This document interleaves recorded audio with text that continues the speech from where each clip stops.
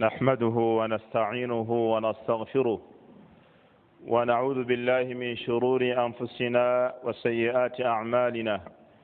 من يهده الله فلا مضل له ومن يضلله فلا هادي له، وأشهد أن لا إله إلا الله وحده لا شريك له، وأشهد أن محمدا عبد الله ورسوله.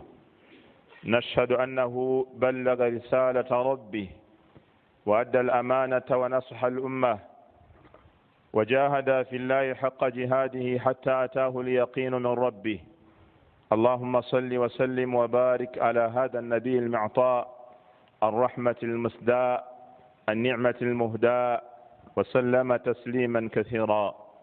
عباد الله، أوصي نفسي وإياكم بتقوى الله عز وجل، فاتقوا الله حق التقوى واستمسكوا من الإسلام بالعروة الوثقى، وتزودوا من دنياكم إلى آخرتكم. يقول ربكم جل وعلا: يا أيها الناس اتقوا ربكم الذي خلقكم من نفس واحدة وخلق منها زوجها وبث منهما رجالا كثيرا ونساء، واتقوا الله الذي تساءلون به والأرحام إن الله كان عليكم رقيبا. يا أيها الذين آمنوا اتقوا الله وقولوا قولا سديدا يصلح لكم أعمالكم ويغفر لكم ذنوبكم، ومن يطع الله ورسوله فقد فاز فوزا عظيما. يا أيها الذين آمنوا اتقوا الله ولتنظر نفس ما قدمت لغد واتقوا الله إن الله خبير بما تعملون. عباد الله، matenda amajjuvu ga Allah subhanahu wa ta'ala nkakasa nti yatendebwa n'amatenda amajjuvu agataliimu bukendeevu bwonna. Nkakasa tewali kisinzibwa mu butuufu okuggyako ye subhanahu wa ta'ala, era nenkakasa omubaka Muhammadin sallallahu alayhi wasallama timudduwe era mubaka we. Oyo Allah subhanahu wa ta'ala gwe yatutumira hadiyan wa mubashiran wa nadhira وداعيا إلى الله بإذنه وسراجا منيرا. عباد الله، بدبا الله تبارك وتعالى بكم غاني ونمناكو للجماع سيد الأيام الأسبوع وناكو رسينغ ناكو زنا يزيد مويش سوكو كوتيو مويو غاني جموي وكتي الله سبحانه وتعالى. واعلم أن تقوى الله هي وصية الله للأولين والآخرين. إرام منيه وكتي الله سبحانه وتعالى kyekiramu Allah subhanahu wa ta'ala kyeyatukuutira n'atukalaatira fe abaliwo n'abaatusookawo. Yagamba subhanahu wa ta'ala ng'atulagira okumutya fe abaliwo olwaleero n'abaatusookawo, nga ffenna atulagira ensonga emu: walaqad wassayna alladhina utu lkitaaba min qablikum wa iyyakum an ittaqu llah. Twalagira ne tukuutira abo abaaweebwa ekitabo abaaliwo olubeberye lwammwe, wa iyyakum nammwe netubalaamira an ittaqu llah okubeera nga mutya Allah subhanahu wa ta'ala. wa in takfuru, bwe munaabeera muganyi, fa inna lillahi ma fi samawati wal ardi. Allah bibye ebiri mu ggulu n'ebiri mu nsi byonna bya Allah. wa kana Allahu ganiyan hamida, ate Allah yavadda nga ye mugagga yekka atenderezebwa. Baddu ba Allah tabaraka wa ta'ala, ekyengera ky'eddiini ey'obusiraamu min afdali wa ajalli ni'am, kyekyengere kyasinze okubeera ekyebbeeyi, naye omuntu akiwangaalirako atya okutuusa Allah subhanahu wa ta'ala lwamujjulula kuno ku nsi. Tulabye abantu bangi ng'awangaala nga musiraamu, naye zirizaala atambula mu nsi muno ogenda okulaba nga baga nti gundi faqad rutadda waliyadu billah, obusiraamu yabuvuddemu. Ne bagamba nti gundi yanoonya ssente neziwunzika nga zimugjeemu mu busiraamu. Gundi yafumbirwa, omukyala yafumbirwa n'awunzika nga obusiraamu abuvuddemu. Gundi awasa n'awunzika nga omukyala amugjeemu mu busiraamu. E Kampala awo waliwo omusajja omu ku basajja abagagga yawangaala nga musiraamu ebbanga ddene, yakafa naku bbanga ttono nnyo, naye yafuna omukyala ng'omukyala mulokole, naye ng'omusajja oli akoledde obusiraamu ebintu bingi mu kusiibulula abasiraamu, mu kuteekamu emizikiti, emisaala mu mizikiti n'ebirala bingi byabadde akola mu kuyamba abasiraamu. nina wasa omukyala nga mulokole omukyala oyo n'amugamba nti munnange ekkubo oterere ove mu busiraamu. Omusajja n'akkiriza n'ava mu busiraamu, ne bagenda ne bamulambula baganda baffe abasiraamu, ne batuuka ne bamugamba twawulidde Haaji nti wavuddemu mu busiraamu, nga mulwadde muyi ali ku ndiri. Omukyala bwe yalaba nga bamuddiŋŋana n'abagamba muveewo mumuleke mumwagaza ki. Ku nkomerero ne bamubuuza Haaji ddala twagala kigambo kiva mu ggwe, obusiraamu wabuvaamu? N'agamba nti ekituufu kiri nti nalabye ekkubo. Lwayogera ekigambo ekyo waayitawo akaseera katono n'afa nga yalabye ekkubo erimutwala mu muliro. Era baafuna okuwemuka n'okuswala abamumanyi byabadde akolera obusiraamu nga bagamba tukoze tutya, omusajja tumusaalire tukikise abantu baleme kutegeera nti yavuddemu mu busiraamu. Tunaajogera ne bagamba nti ate weewuunya omukyala olwamala okumanya nti afudde, bagenda okunoonya omukyala n'adduka tebaddamu kumulabako, naye nga yayatula kyavuddemu mu busiraamu. Ebizibu ebiri ku basiraamu enkya n'eggulo mu mawanga g'abasiraamu buli oli lwabiwulira biyinza okumuleetera okuva mu busiraamu. Nakati obusiraamu bwe bulina obuzibu. Omuntu bw'alaba effujja eritambula n'endooliito na biki atuuka okulowooza nti oba obusiraamu bwe bulina obuzibu. Baganda bange, ekyengera ky'obusiraamu kyekyengera kyokka kye tukyayinza okuba nti tetulina kye tukigeraageranya nakyo. Allah okuwa tawhiidi n'omwawula n'omutegeera n'akufuula omusiraamu kyekyengera kyokka ky'olina okukwatanga akalira okutuusa Allah subhanahu wa ta'ala lw'anaakugyamu omwoyo ofe ng'oli musiraamu. N'olwekyo kyenvudde njagala mu kutuba yaffe eno olwaleero okubeera nga nejjukanya nammwe ku wasairu thabaati ala ddiini hatta almamaati, amakubo agayinza okunyweza omuntu mu ddiini okutuusa lwasisinkana Allah subhanahu wa ta'ala, amakubo agakunyweza ku busiraamu paka lw'onoosisinkana Allah jalla waala nga tovuddeemu mu busiraamu, ng'abaana bo naawe okakasa nti mbalese bali ku busiraamu. Okunywerera ku busiraamu si nsonga ya muzannyo. Okukola ebigambo Allah byayagala, okukola tawhiidi ng'abantu bonna bali ku shiriki, okusaala ng'abantu bonna boliko tebasaala, okulekayo okujaganya ng'abantu bonna bajaganya, okugenda mu kika ewammwe n'ogamba nti sijja kukola nnyimba, sijja kuyimba, simanyi Christmas carol, sijja kwabya nnyimbe, sijja kusamira, ng'abantu bonna beegasse ekika bonna basamira, abagagga n'abaavu, abakulu n'abato bali mu kusamira, n'ogamba nti sijja kusamira, tolowooza nti kigambo kyangu. Era wa mimma yadullu ala ahamiyati thabat fi ddin, ebimu ku biyinza okukulaga kyenjogerako kasooke nkuwa ebyokulabirako bisatu nga sinagenda ku makubo ago, nti ffenna twetaaga Allah okutunyweza.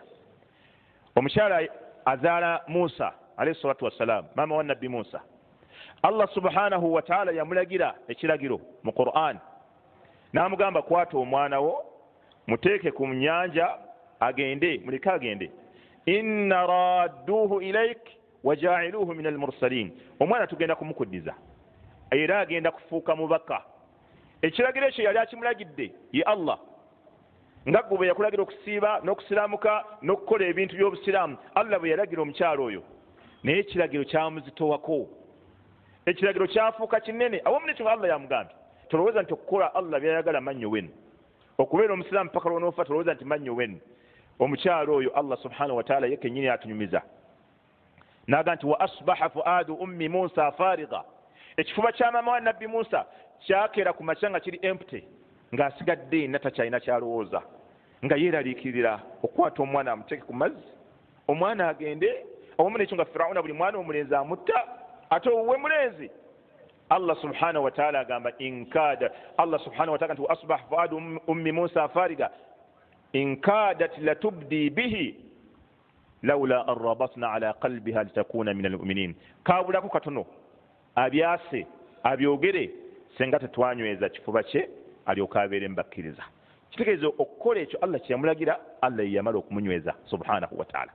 Inkadat latubdihi bihi. Ibn Kathir ne Qurtubi bagamba kaabulako katono avenju ku nju ng'ababuulira tibannanga ate Allah tiyaŋŋambye okutwala omwana muteeke ku mazzi agende, ne bagamba abakikola ye yali badde nihayatu hayati Musa. Kasa bategedde nti oyo omwana eyamuzadde ava mu Bayisirayiri yali ajja kuttibwa, naye okusirikira ekyama ekyo akola omulimu Allah gwayamulagidde, Allah yagamba nti twamala kumunyweza. Lawla arrabatna ala qalbiha, senga tetwasiba mutima gwe alyoka abeere mubakkiriza. Ekyokulabirako ekyokubiri okumanya byetukola mu busiraamu byagala Allah kumala kutunyweza. Ba ashabul kahfi bimusomako olwaleero olw'ejjuma abamu mwasomesa tukahafi. Mu suratu Kahfi omwo mulimu abavubuka Allah subhanahu wa ta'ala banyumyako. Ku mulembe gwabwe kwaliko omusajja ng'atandise okweyita kumbi Katonda ng'alagira abantu bonna bamusinze bamukkirizeemu babeere nga kyagamba kibagamba. Naye Allah subhanahu wa ta'ala n'aleeta abavubuka ne bayimirira mu maaso ge ne boogera ekigambo ekyawukana naye kyayagala. Naye abavubuka abo baali tebasobola kunywezaawo tawhidi, baali tebasobola kunywezaawo obusiraamu bwabwe bwe baali bayingidde okujjako Allah yamala kubanyweza.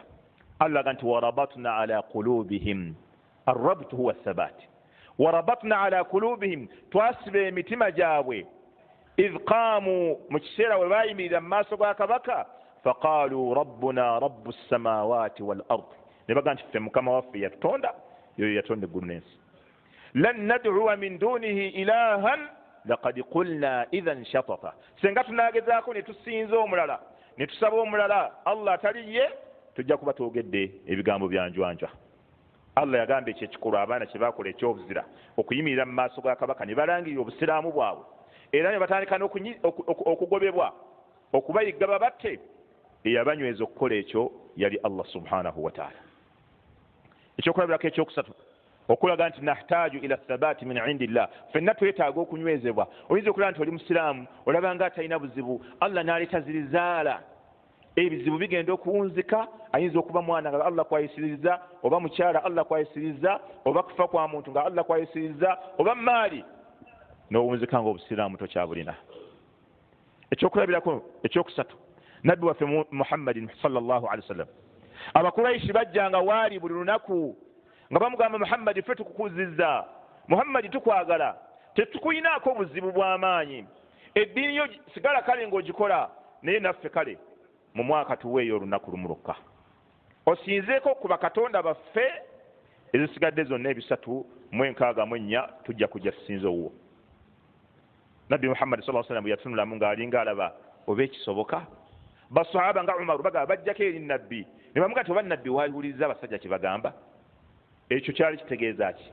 Nabbi sallallahu alaihi wasallam kyali kitegeeza ennaku ezimu okuba ng'asinza ebitali Allah, ennaku ezisinga obungi abe ng'asinza Allah. Ekyo kyokka Allah subhanahu wa ta'ala agamba walawula an thabbatnaaka, senga tetwakunyweza gwe nabbi Muhammad lakad kitta tarkanu ilayhim shay'an qalila, wali obulako arrukuni huwa almaylu ila shay, wali obulako katono nnyo okukkiriza okugula ekigambo kye baali bagambye okwekubiira eri abasajja. Naye idhan la adhaqnaaka dhi'fa alhayati wa dhi'fa almamati thumma la tajidu laka alayna nasira, twali kukombezza ku buwangaazi nga bwakanyigo oba kikkiriza ekyo baali bagamba, era okufaako kwali baddeko akanyigo, era waalituuse mu maaso gaffe nga teri ayinza kukutaasa. Olaba Allah amala kunyweza nabbi Muhammad sallallahu alaihi wasallam okukola obusiraamu, okusigala ku tawhidi, gw'olowooza oli seefu teweetaaga kunywezebwa Allah. Wa min hunaka dhakara alulama wasail athabati ala ddiini hatta almamat, n'olw'ensonga eyo olw'obwetaavu bw'okunywezebwa mu ddiini ffenna n'abaana baffe ne famiri zaffe abamanyi kye baba boogera amakubo nga 7 nga amakubo ago gayambako omuntu okunywera mu ddiini okutuusa lwasinkana Allah. Alwasilatu lula, ekkubo erisooka bw'oba oyagala Allah subhanahu wa ta'ala akunyweze, atamassuku bikalimati tayyiba la ilaha illa Allah, weekwate nnyo ku kigambo la ilaha illa Allah. Bw'oba oyagala Allah akunyweze mu busiraamu obubeeremu paka lw'onoofa, weekwate nnyo ku kigambo la ilaha illa Allah. Era ekyo ekigambo kinyweza omuntu mu ddiini. Allah yennyini yeyayogera nti kinyweza omuntu mu ddiini. Alam tara kayfa daraba Allahu mathalan kalimatan tayyiba kashajaratin tayyiba asluha thabitun wa far'uha fi as-samaa تؤتي أكلها كل حين بإذن ربها ويضرب الله الأمثال للناس لعلهم يتذكرون. ثم قال بعد الآية يثبت الله الذين آمنوا بالقول الثابت في الحياة الدنيا وفي الآخرة ويضل الله الظالمين ويفعل الله ما يشاء. Allah ganti ekigambo la ilaha illa Allah kyatugamba okwekwatako kiringa bwolaba omuti nga munywevu nnyo mu ttaka, asluha thabitu ng'ekikolo kyagwo kinywevu nnyo, wa faruha fi ssama ng'ate gulina amatabi geetadde bulungi nnyo mu bbanga, tuuti ukulaha kulla hinin biidni rabbiha ng'omuti ogwo guvaako ebibala ku lw'obuyinza bwa Allah buli kaseera. Allah subhanahu wa ta'ala agamba yuthabbitu llahu alladhina amanu, Allah anyweza abakkiriza bilqawli thabit n'ekigambo ekinywevu fi lhayati dduniya mu bulamu buno obwensi, wa fi l'akhira n'obwenkomerero butandika omuntu lwavaamu omwoyo. Abadde akyekwatako ku nsi ne ku ssaawa yeesembayo nabbi amunyweza. Allah tabaraka nabbi amunyweza nti Allah ajja kukunyweza, kubanga aga nti man kana akhiru kalamihi min ad-dunya la ilaha illa Allah dakhala aljanna. Omuntu bw'asembyayo ekyo ekigambo nga Allah amusaasidde ng'ava mu nsi n'aba nga kyasembezaayo, Allah amuwe jana. Tosobola kugamba nti ojja kyekwatako ku ssaawa esembayo n'okyogera ng'ebiseera ebisinga obadde tokiriiko. Kyova olaba nnabbi waffe sallallahu alayhi wa sallam okutwanguyiza ekigambo ekyo yakituteera mu adhikaari zaffe zonna. Bw'omala okufuna wuzu ogamba otya ashhadu an la ilaha illa Allah wahdahu la sharika lah wa ashhadu anna muhammadan rasulullah allahumma ij'alni min at-tawwabin waj'alni min al-mutatahhirin. La ilaha illa Allah n'ogyogera olwo ogyekwatako. La ilaha illa Allah bw'owulira omwazinyi idha sami'tum al-mu'adhdhina faqulu mithla ma yaquluhu al-mu'adhdhin, naddala bwe muwulira omwazinyi muddeemu nga bw'ayogedde. Bw'owulira omwazinyi tolagajjaja bigambo bya mwazinyi, birimu ekigambo la ilaha illa Allah. Mu byagamba agamba ashhadu an la ilaha illa Allah, nawe kiddemu ekigambo la ilaha illa Allah. Nabbi n'akituteera mu swala ze shahada ebbiri, era bw'oba tozireese mu tahiyatu, abaga tahiyatu ebanfu ashhadu an la ilaha illa Allah wa ashhadu anna muhammada abduhu wa rasuluhu, shahada neekomawo. Oluvannyuma lw'esswala أستغفر الله اللهم أنت السلام ومنك السلام تباركت يا ذا الجلال والإكرام لا إله إلا الله وحده لا شريك له له الملك وله الحمد وهو على كل شيء قدير. لا إله إلا الله نفوك بلا مبو mumakubo g'okwekwatako la ilaha illa Allah oginywererako mulimu da'watu nnas ilaiha, okukoola abantu okujjira etawhidi, okutegeeza abantu okusiramuka, okubuulira baganda obulungi bwa la ilaha illa Allah. La ilaha illa Allah buli lwogyekwatako, kubanga kyekigambo ekikuyingiza mu busiraamu, era kyekigambo bw'okisuulawo weppa kyekigambo ekikujja mu busiraamu. Bw'oba oyagala Allah subhanahu wa ta'ala akunyweze mu busiraamu obubeeremu obulamu bwo bwonna okutuusa lw'olifa otuuke wa Allah nga wali musiraamu, kubanga la ilaha illa Allah ye kaadi ye bitwaaka yokka ku nnaku lw'enkomerero egenda okweyimirira abantu abali babaweddemu. Ku nnaku lwa kiyama bagenda kupima omuntu ng'aweddemu ebirungi bye, bamubuuza osigazzaayo ki, agambe nti sikyayina. Allah subhanahu wa ta'ala amugireyo kaadi, bamugambe nti eno kyekirungi kyo kye tukyayina ekisigaddewo, agambe nti ma hadhihi albitaaqa, eyo kaadi eyinza kugasa ki ku bino ebibi bye nnina, bagiteeke ku sayidi ya minzaani ey'ebirungi. La ilaha illa Allah ewewule ebibi byonna omuddo bwe baali balina. La ilaha illa Allah nga elasti kaadi emutaasiza. Weekwate ku la ilaha illa Allah mu bulamu bwo bwonna. Min wasaa'il thabat athani aw thaniya, ekkuba eryokubiri mu makuba agatunyweza mu busiraamu kwoyo ayagala okumunywererako paka lw'olusinkana Allah, qiraatu ma tayassara laka min alqur'ani walaw bi aya, okusomangayo ekyo kiba kikwanguyidde mu Qur'ani buli lunaku ne bw'oba osobola kusoma aya emu. Omusiraamu obeera otyawo nga wasenguka Qur'ani n'olowooza nti eddunya tegenda kukutwala, zirizaala agenda kukutwala, abasamize bajja kukutwala, abalogo bajja kukutwala, abalokole bajja kukutwala, bid'aati zijja kukutwala. Lwaki? Kubanga dasturu al-islami anta lasta mutamassiku alayha, constitution y'Obusiraamu anta lasta mutamassiku alayhi, togyekutteeko. Qur'ani buli lw'ogisoma n'ogyemanyiiza, oli mu mmotoka n'osomako, oli awaka n'osomako. Ani yasomyeko lwakutaano suratu Kahfi? Bameka mufa basomyeko? ne bwoba osobodde kusoma ayati 10 ezisooka oba ezisembayo kubanga ziriko hadisi mu Sahih Muslim omuntu bwazisoma usma min ad-dajjal Allah amukuuma ebikemo bya Masih ad-Dajjal. Qur'ani tobola mu Ramadani abantu babeera banywevu nnyo ku ddiini nga buli kyobagamba bakola bukozi, buli kyobagamba basaaze balungi. Lwaki? Qur'ani ogenda okula buli mmotoka eyitamu nga kuliko Qur'ani esoma, mu mayumba g'abasiraamu kuliko Qur'ani, mu maduuka mulimu Qur'ani. Ne bajja wano mu Ramadani ate mu tarawih ne tubakakatula ejjuzu nnamba, ogenda okumugamba okukola haramu. La wallahi sobola.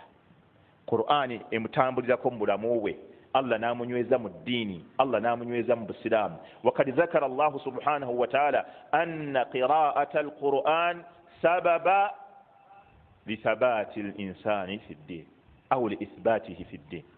Allah yayogera nti Qur'ani nsonga enyweza omuntu mu ddiini. Yagamba subhanahu wa ta'ala abasajja abashiriku mu Makka bajja wali omubaka Muhammadin sallallahu alaihi wasallama ne bamugamba nti naye Muhammad tubaako ebintu bye tuteesezza naawe, tuba tulina we twagala obituusa ate tugenda okulaba ng'okyuse ng'ogamba nti ate Allah assizza eno aya assizza eno n'obivaako. Ne bamugamba gamba Allah wo Qur'ani yonna nga bwe yagitegeka agikusseeko omulundi gumu. Eyo ensonga tugimale. Allah yennyini ye yabaddamu, Allah ye yabeddiramu. وقال الذين كفروا لولا نزل عليه القرآن جملة واحدة. بقى بكافوا ولله الله لواش القرآن الله تجي مساكم مروندي قموم الله نايوغين السونغ لواش تجي مساكم مروندي قموم. نام قام كذلك فتواغل كجسا ويفتهم بولا بولا كذلك تواغل جسا بولا بولا تواغل كجسا مبتون لواشي abeerenga anyweza nayo abakkiriza. Kadhalika liyuthabbita bihi fuadaka warattarnahu tartila. Kadhalika linuthabbita bihi fuadaka, twagala gissa mbitundutundu linuthabbita bihi fuadaka, tunyweze naye ekifuba kyo onywerere ku ddiini.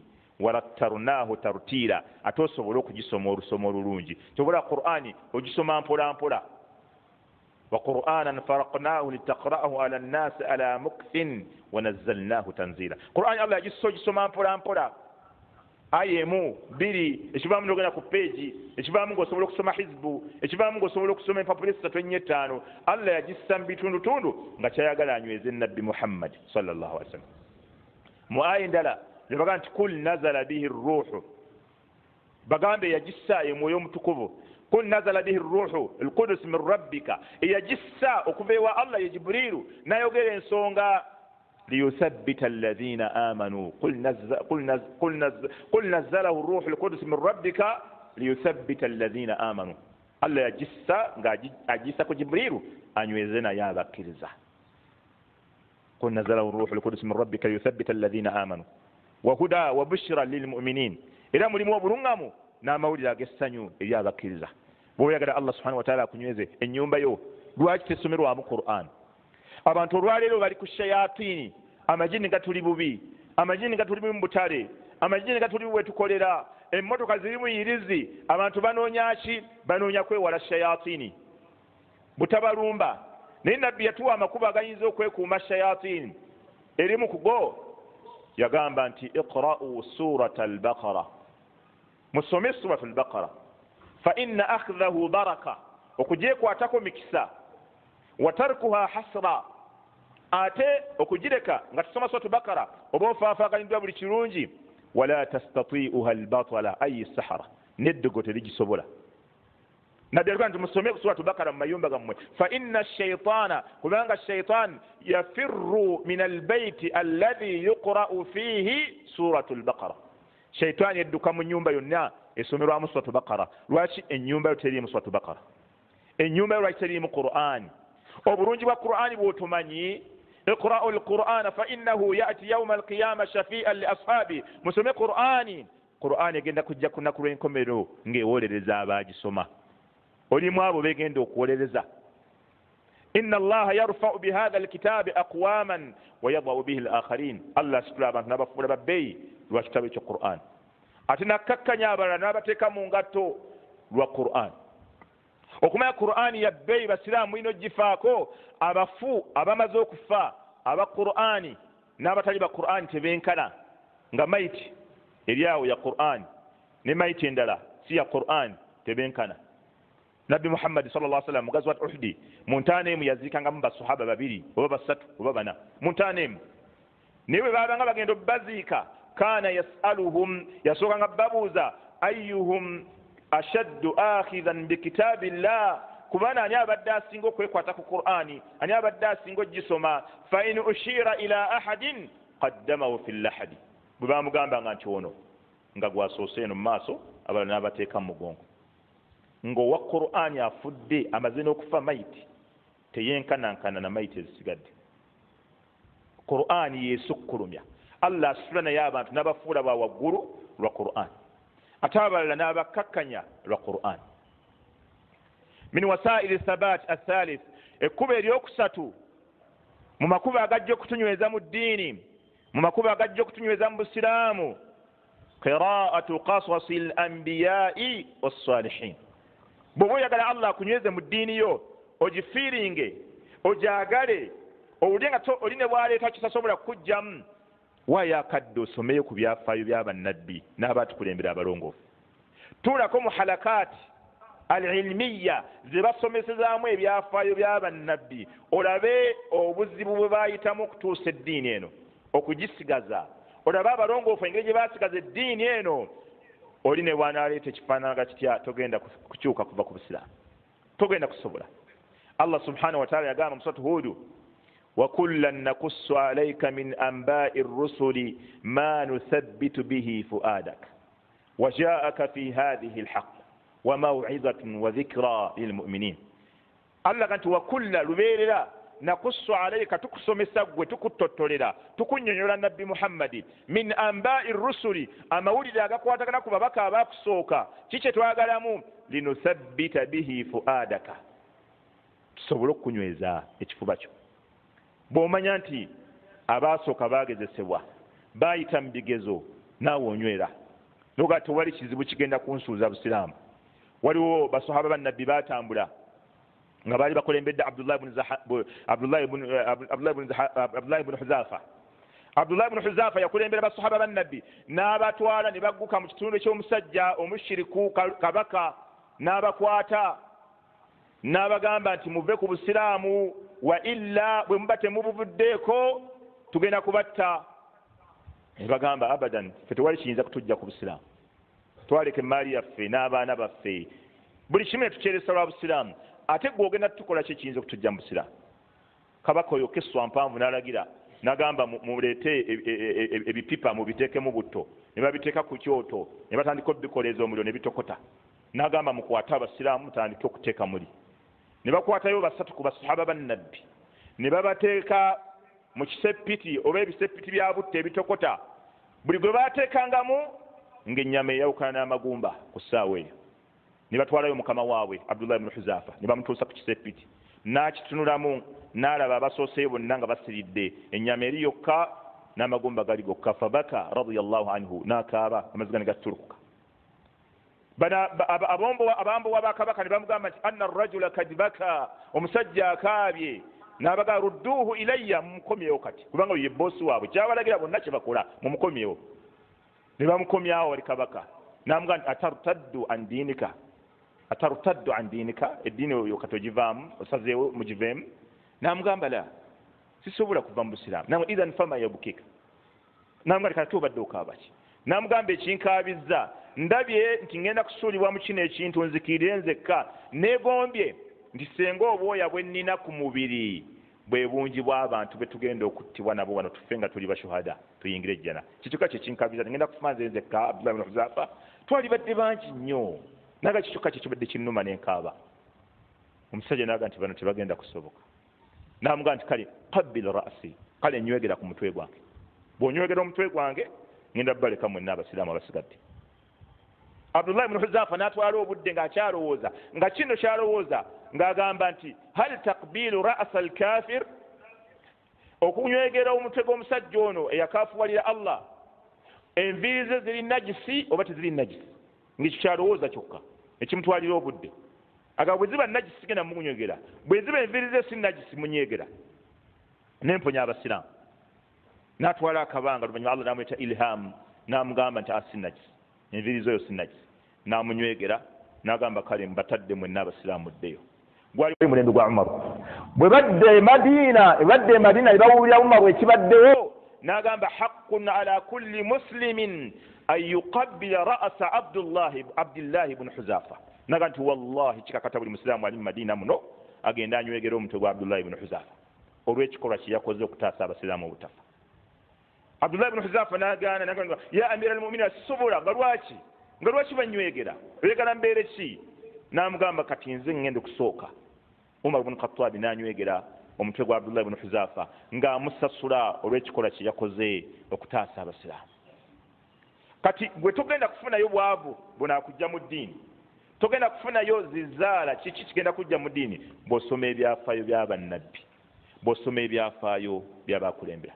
Sheikh Islam ibn Taymiyyah rahimahullah omusajja yamukwata kabaka n'amubonyaabonya nga buli mulundi amusiba okutuusa musajja watu yafiira namukomera, naye olunaku lumu yamugamba nti Ibn Taymiyyah ngenda kukuwa ku kitundu ku bufuzi bwange ebyo ebintu obirekeraawo kubanga ebyo ebintu bitujjako abagoberezi, ebintu ebyo bikyankalanya abantu, kankuwa ekitundu ku bukulembeze bwange olekera ebyo ebintu. N'amugamba wallahi law ataitani jamia mulkika wa mulka abaika wa ajdadika an atruka dina Muhammadin sallallahu alayhi wa sallam tarfata aini ma fa'altu.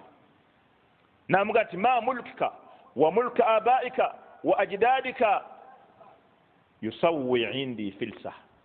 N'amugamba obufuzi bwo bwonna n'obw'abataatabo obw'abakitaabo n'obw'abajjajjaabo tebwenkana mu maaso gange wadde akasimoni akatini, ne bwompa obufuzi bwo bwonna n'obw'abakitaabo n'obw'abaani nve ku bino sisobola kubivaako. Ng'obufuzi ne ssente tebyamujja ku ddiini. Omulembe weeguli nga nabbi gwe yalanga yabii'u rajulu diinahu bi'aradin min ad-dunya, ng'omusajja awaayo eddiini ne bamuwaamu akamotoka, awaayo eddiini ne bamuwaamu emmotoka, awaayo eddiini ne bamuwaamu ennyumba, awaayo eddiini ne bamuwaamu omulimu. Abo nabbi yabalanga bajja kujja. Bw'oba oyagala okunywera ku ddiini waayo akadde osome ku byafaayo by'abannabbi, waayo akadde osome ku byafaayo by'abalongoofu, tuula we babisomeseza, Allah ajja kukunyweza mu ddiini. أقول هذا القول أستغفر الله لي ولكم ولسائر المسلمين من كل ذنب فاستغفروه إنه هو البر الكريم وهو التواب الرحيم. أشهد أن لا إله إلا الله وحده لا شريك له وأشهد أن محمدا عبد الله ورسوله. نشهد أنه بلغ الرسالة وأدى الأمانة ونصح الأمة وجاهد في الله حق جهاده حتى أتاه اليقين من ربه. اللهم صل وسلم وبارك على هذا النبي المعطاء الرحمة المسداء النعمة المهداء وسلم تسليما كثيرا مزيدا. عباد الله ومن وسائل الثبات نما كبا غنيزو مونتو مسلم اكبدلا كثرة الدعاء okuyitiriza okusaba Allah okunyweza mu Busiraamu. Bw'oba oyagala Allah subhanahu wa ta'ala akunyweze mu Busiraamu, naawe sooka oyitirize ekigambo ekyo kisabanga Allah nti Allah nyweza mu Busiraamu. Allah yayogera ku mirembe egyasooka egya Jaaluuti ne Daawud, n'ayogera ku mulembe gwa Nabbi Muhammad sallallahu alayhi wa sallam gazwati al-Ahzaabi, bonna ekigambo kyabwe kyali nga kimu. walamma barazu li Jaaluut wa junuudihi قالوا ربنا أفرغ علينا صبرا وثبت أقدامنا وانصرنا على القوم الكافرين. أي الله تتاسي تنويزي نبوة في محمد صلى الله عليه وسلم بامغامبا نتوانجي abasajja babakuŋŋaaniddeko mu gazwat ahzaabi munaabaddawa munaabasobola tebagenda kubalekawo.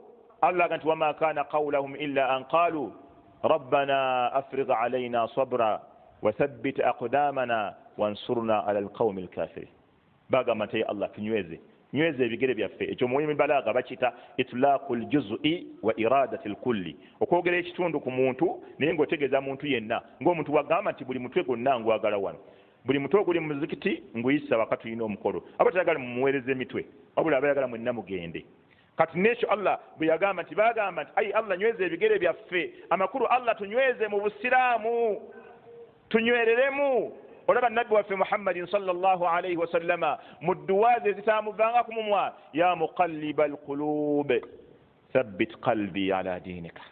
owange gwe Allah akyusakyusa emitima nyweza omutima gwange ku ddiini yo nabbi yennyini yesabira Allah kumunyweza gwolowooza oli otya okutuusa Aisha yamuga nti ya Rasulallah eyo edduwa ng'ogisoma buli kaseera n'amugamba ya binta Siddiqi inna alquluba baina asbu'aini min asabi arrahmani yukallibuha kaifa yasha n'amugamba emitima gyaffe gino gyolaba giri mu ngalo ebbiri eza Allah Allah agikyusakyusa nga bw'aba yagadde bw'oba oyagala Allah subhanahu wa ta'ala akunyweze mu ddiini yitiriza okumusaba Allah nyweza abaana bange nyweza abakyala bange nyweza abakadde bange ayi Allah tunywereze ku busiraamu kiyitirize okukisaba Allah subhanahu wa ta'ala okunyweza wa min wasail thabat aidan mukubo era makuba aganyweza omuntu nusratu dinillah bw'oba oyagala Allah akunyweze mu busiraamu naawe taasaako eddiini ya Allah ubaako byoteekamu ssente mu busiraamu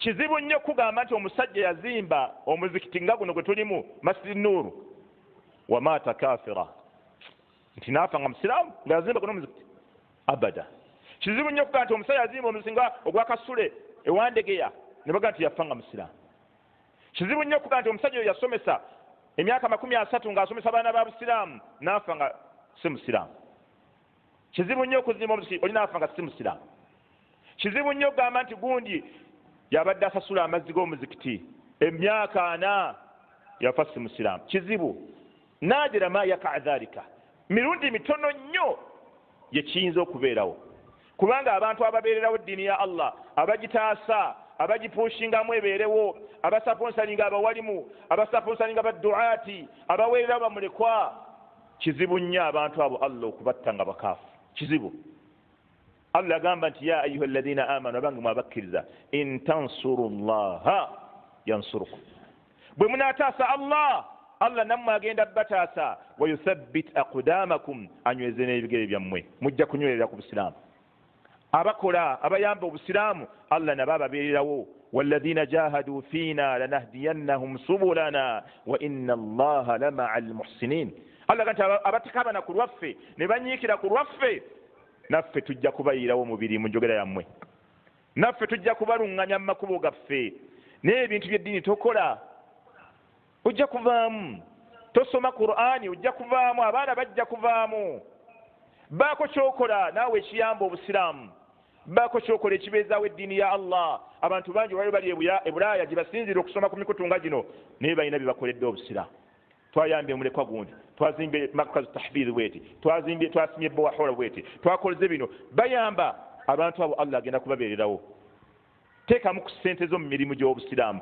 basahaba bannabbi bimeka by'owulira nti kino yakikola omu naye emirimu gy'obusiraamu gwe eva odduka buddusi buli kye bagamba tolina kyoyagala kuteekamu ssente zo naawe kenyini abaana batoba tutteeyo okusoma ddiini abaana bammwe basomerawa weebuuza omwana wo gy'asomera agenda ku ending up nga afunye eki gy'asomera kubanga ffenna wa inna ila rabbika almuntaha ffenna tuwunzika tugenda wa Allah abaana kiba ogenda okuleka ku nsi basomerawa weebuuza nga tonna babbazaayo mwaka ogujja ogenda batwalawa babadde basomerawa bw'ofa ogenda kuleka ki baana bangere ki bw'onoofaayo ku baana bo Allah agenda kukubeererawo mu baana bo ekkubo ly'ensembyayo newankubadde ambalira gakyaliyo nga bwe mbadde mbagambye bw'oba oyagala Allah subhanahu wa ta'ala okunyweza mu ddiini al-amalu bima nu'maru bihi okukolera ku ebyo ebikulagirwa mu busiraamu bw'oba oyagala Allah subhanahu wa ta'ala akunyweze mu busiraamu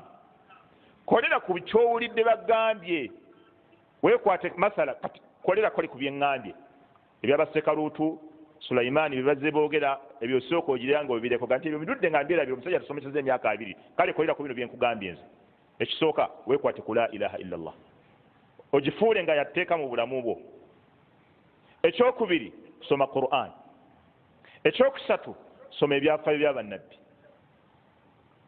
ekyokuna taasa eddiini ya Allah tabaraka wa taala buli weyeetaagisa okutaasa oteekemu amaanyi go eddiini byoyagala ekyokutaano obikolereko n'ebirala byenjogedde bikolereko gezaako okole implementation bagiyita ndowooza teekamuuko mu nkola Allah byagamba ojja kulaba nga Allah akyusiza obulamu bwo naye gweobeera mu muzikiti emyaka gyonna eva tolina kyokyusa Allah yaga nti walaw annahum fa'alu ma yu'adhuuna bihi lakana khairan lahum wa ashadda tathbita. Senga abantu abo baali bakolera ku bibabuulirwa, kyekyali badde kisinga obulungi gye bali, era kyekyali sinze n'okubanyweza.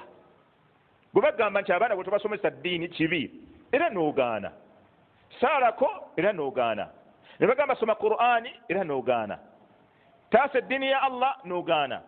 Kati ebizibu bwe bijja ng'ogamba nti ze nina obuzibu eki kolera ku bikugambwa. Bw'ona